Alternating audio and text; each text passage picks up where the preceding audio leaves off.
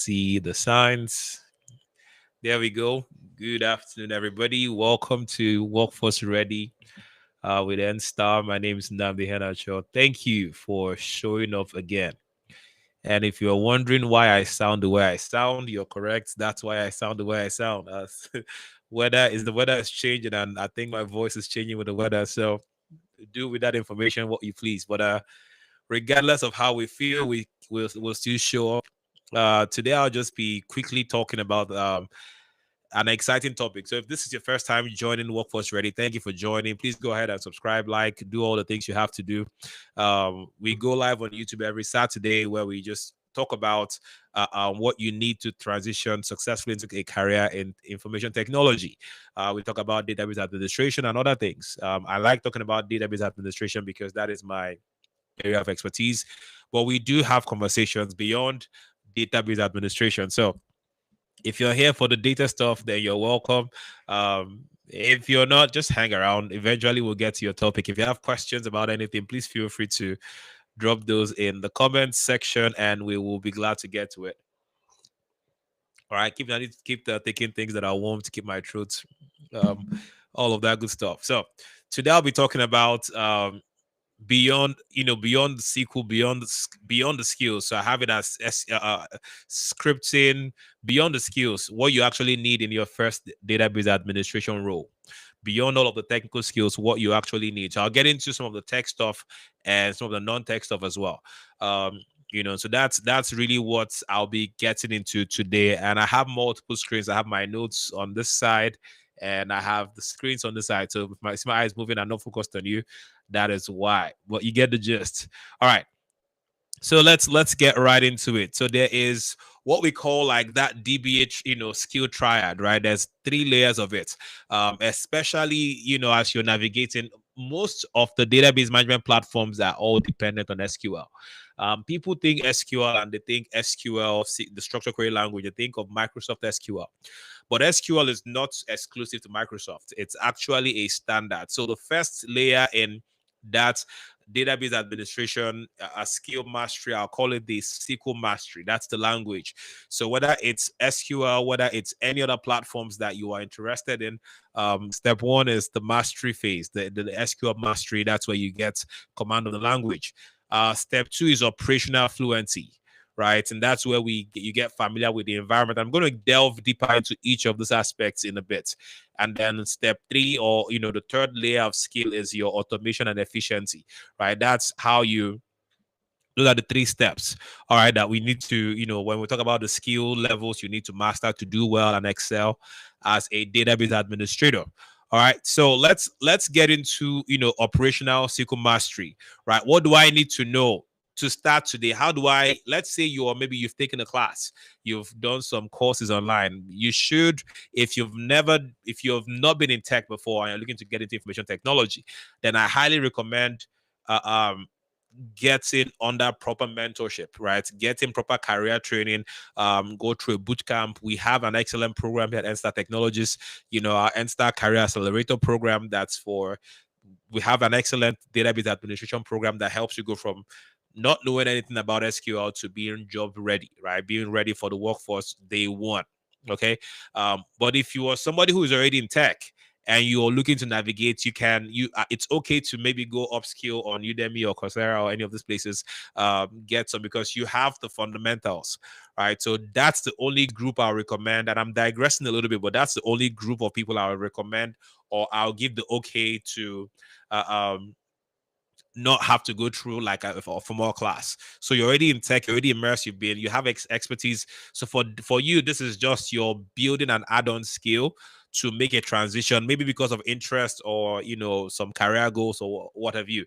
But for somebody who is just coming from a non-technical space and trying to get into database administration, then I highly recommend making sure that you get the right support and the right hand holding and the right training. All right.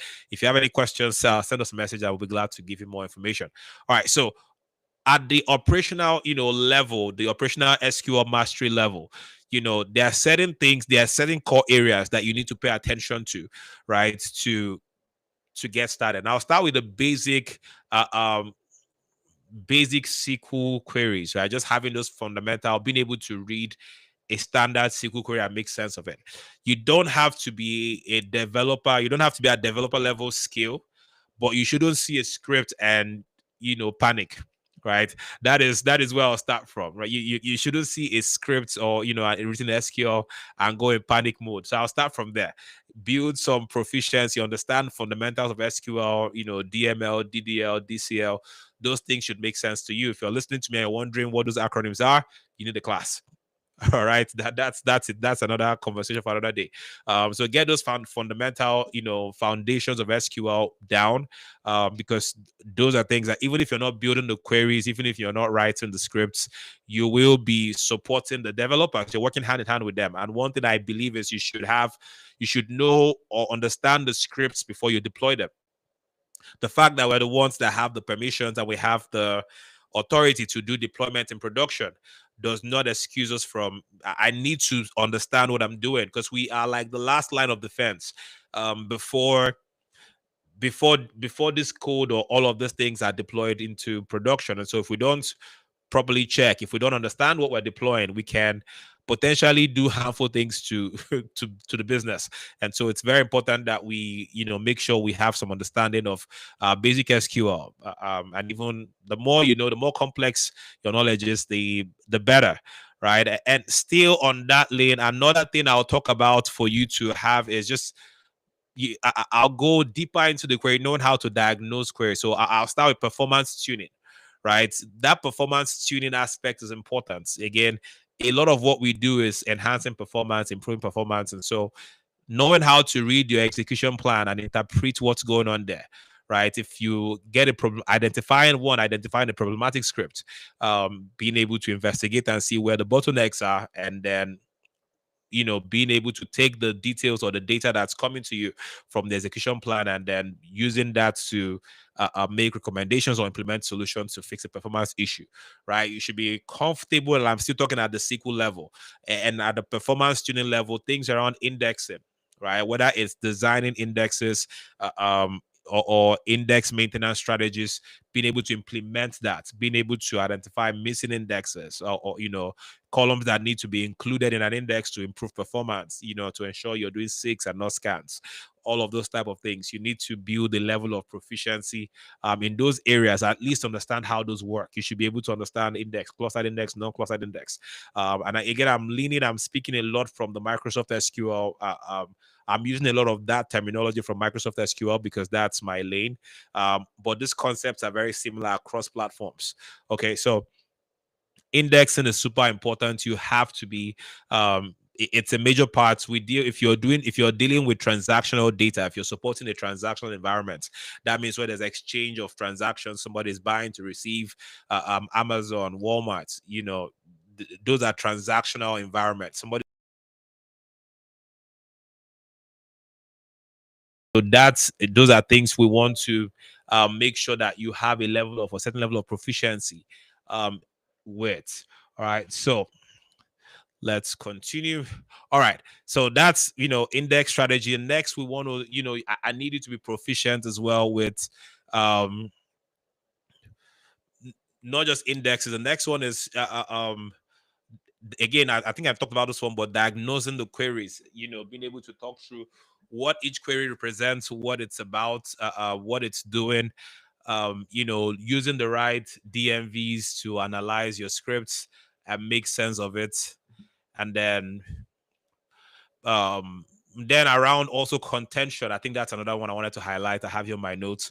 Contention issues. So whether it's blocking and deadlocks and all of that, being able to navigate that, find where the contention is and come up with solutions to resolve any contention issues that you might be experiencing that's probably leading to any issues of concern. So that's some of the areas within the core SQL skills I want you to make sure you feel comfortable with before you take that first DBA role, or you're getting started in that first DBA role. There's certain things. It's beyond this, there's other aspects that I want you to also kind of get comfortable with, say around uh, um, backups, for example, disaster recovery, those concepts are important. High availability, those are very key and important concepts that I need you to be proficient into a level before you start your first job.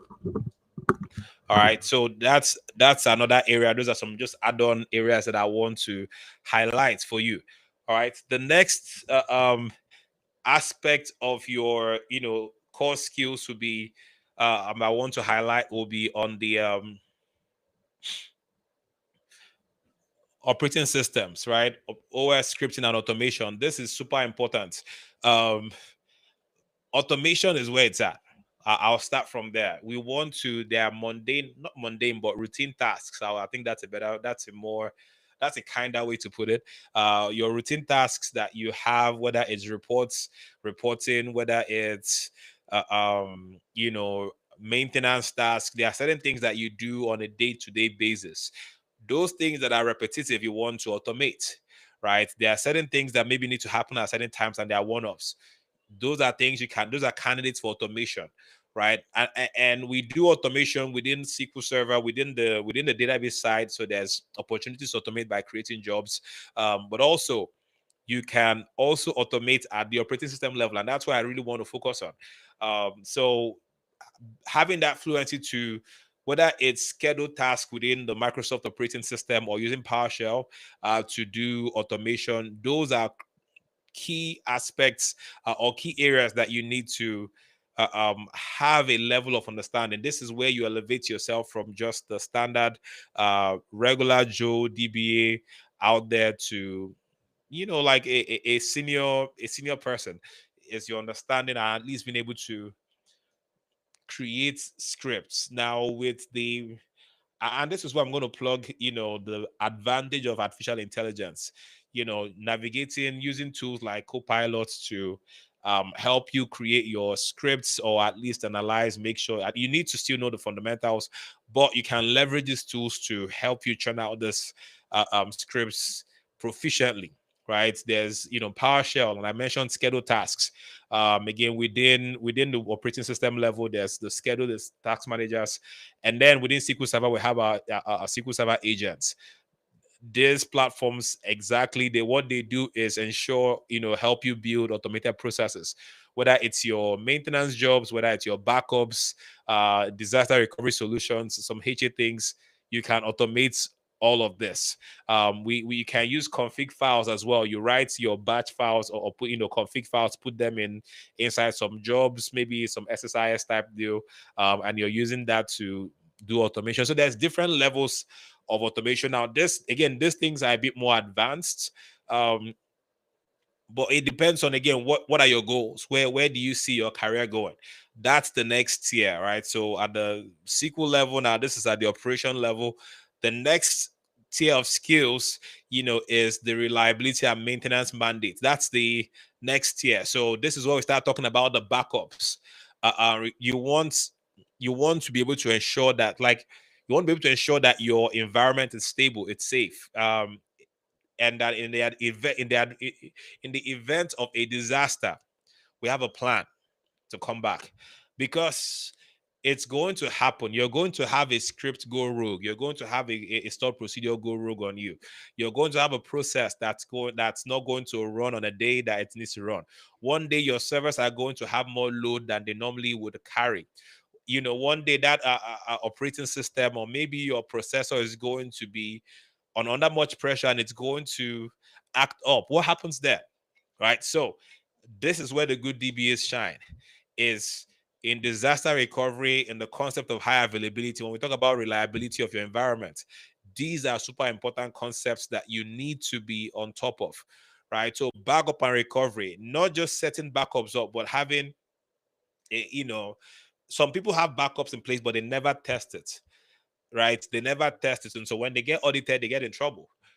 So making sure that you have properly, you have a functional backup and recovery solution, and it's on occasion tested, making sure that it works, making sure that your backups are not corrupt.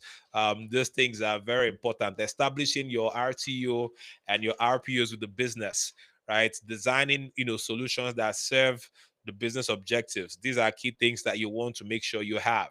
The still speaking of reliability, we talk about integrity checks. In your maintenance jobs, do you have a like a DBCC check DB type thing process running that's making sure again there's no corrupt records within your database, so that again people don't have, it just takes one thing to go wrong and then your entire critical databases are coming crash on it. So we don't want that to happen. And so making sure regular integrity checks are happening is something that needs to be uh, um, part of your day-to-day, your infrastructure, your configuration within your environment. Again, I'm giving you the skills and things you need to be comfortable with, leading you into your first job. Again, if I'm saying, and I'm intentionally staying a little bit higher level, even though I'm not speaking SQL purely, but I'm keeping this at a technical level to help you gauge yourself as someone listening to me. And so if some of these concepts are foreign to you, then you need a class, you need more training, you need to equip yourself a little bit further. And so that's kind of the idea. But at least you can gauge where you are and ask if you're ready for the job or not. All right. And then monitoring and alerts is a very huge part. How do you know what's going on? When you talk about monitoring, it just means what's going on, what happened, or what is happening, and in some cases, what will happen. Right. That proactive monitoring, that projective monitoring, where we can, based on proper trend analysis, figure out, hey, based on the trends that we've seen over there, this is what we can predict. This is how our space is. This is how this database is growing, and so this is the amount of space we require. Right? You're not waiting for the incident to occur before you start investigating. You are proactively looking at what has happened to predict what will happen, and then prepare for that. So monitoring, and then your proper notifications. You can't go check all of your critical servers every day. If you work in a large environment that has 500 database servers, chances are you're not going into every one of those 500 boxes every day to see and to check task manager, to check on the status or the health. How do I know what's going on with each of these databases or this database servers in my infrastructure, in my environment? It's through proper notifications and alerts, right? Making sure those things are set up so when there's a space issue, you're notified. When certain thresholds are reached with space, with your system resources, you're notified. When there's any contention issues, any blockings, deadlocks, you're notified, and so you can act promptly. When pressure on certain resources are mounting, you get notifications and you're able to go in and you really take a look and see what's going on, right? So that's part of just that next level of skills that you need to have to do well as a database administrator. And then I'll wrap it up with the last one. I have is capacity planning and awareness, right? And I've talked about this a little bit. Trend analysis, right? You're keeping a track of how the behavior of your databases, being able to track the trends and prepare. I'll give an example. I used to work with a company that dealt like a prepaid services company. I won't mention the name of the company, but we basically worked as and I'm thinking about them because we're about to get into the holiday season, right? I'm doing this November 1st, and one of the key things or key aspects of our work is prepaid services, so your gift cards and all of that. So the holiday season for us was our biggest business season. We did most of our business, most of the revenue for the company happened November, December, New Year, right? So that last quarter into the beginning of the new year was our busiest time of the year. And so it's almost felt like we were working all year preparing for that time of the year. Now, we spent a lot of time doing an analysis of how much of what was our capacity last year. How well did we handle the transactions, the load, the volume? How well did we handle it? Did we how did our CPU, our system resources manage?